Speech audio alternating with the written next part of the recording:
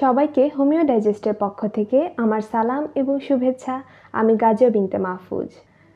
আজকে আমি আলোচনা করব ডিএইচএমএস ফার্স্ট ইয়ারের হোমিওপ্যাথি নিয়ম নীতি বা প্রিন্সিপাল অফ হোমিওপ্যাথি কি এবং এর প্রয়োজনীয়তা সম্পর্কে।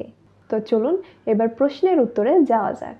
মহাত্মা হানিম্যান তার ব্যক্তিগত প্রচেষ্টায় বারবার পরীক্ষা নিরীক্ষা দ্বারা হোমিওপ্যাথি চিকিৎসা পদ্ধতির ভিত্তিস্তম্ভ হিসেবে চিকিৎসকের পথ প্রদর্শক স্বরূপ মানব সমাজের আরোগ্য ও স্বাস্থ্য রক্ষার উদ্দেশ্যে যেসব বিধিবিধান ব্যবস্থা আবিষ্কার করেছেন এবং কার্যক্ষেত্রে যেটা বারবার সত্য বলে প্রমাণিত হয়েছে তাকেই হোমিওপ্যাথির নিয়মনীতি বা প্রিন্সিপাল অফ হোমিওপ্যাথি বলা হয়। অর্গাননের গত পর্বে আমি আলোচনা করেছিলাম হোমিওপ্যাথি কি।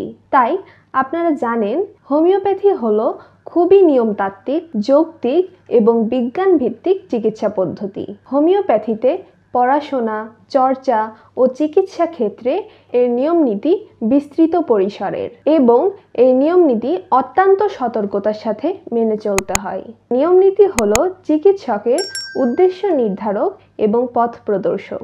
মহাত্মা হানিম্যান 250 বছর আগে যে মূলনীতি আবিষ্কার করে গেছেন তা আজও চলমান আছে, যা অন্য কোনো চিকিৎসা পদ্ধতিতে নেই।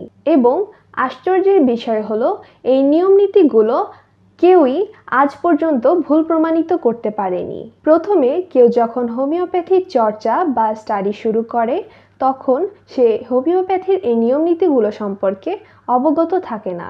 কোন নিয়মটা অপরিহার্য, কোন নিয়মটার বেশি গুরুত্ব বা কম গুরুত্ব, একজন আদর্শ হোমিওপ্যাথ কিভাবে হওয়া যায়, তার কর্মনীতিমালাগুলো কি হবে, একজন আদর্শ চিকিৎসকের গুণাবলী কি হবে ইত্যাদি এই বিষয়গুলো সম্পর্কে তার কোনো ধারণা থাকে না।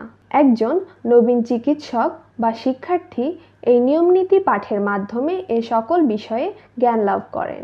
এছাড়া আন্দাজ অনুমান, অবৈজ্ঞানিক পদ্ধতি, কুসংস্কার পদ্ধতি বাদ দিয়ে কিভাবে বিজ্ঞানের ভিত্তিতে সঠিক আস্থা ও বিশ্বাসের সাথে নির্ভরযোগ্য চিকিৎসা করতে হবে, এই সকল বিষয়ে আমরা নিয়মনীতি থেকে শিক্ষা লাভ করতে পারি।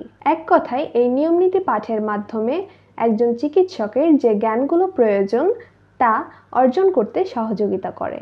তাই হোমিওপ্যাথির প্রকৃত পরিচয় তুলে ধরার জন্য ডিএইচএমএস এর প্রথম বর্ষে হোমিওপ্যাথির নিয়মনীতি পাঠ করানো হয়। তো আশা করি এই ভিডিওতে আপনারা বুঝতে পেরেছেন হোমিওপ্যাথি নিয়মনীতি কি এবং এটি পাঠ করা কেন প্রয়োজন। তো আজকের ভিডিও এই পর্যন্তই। সবাই ভালো থাকবেন, সুস্থ থাকবেন এবং হোমিও ডাইজেস্টের সাথেই থাকবেন।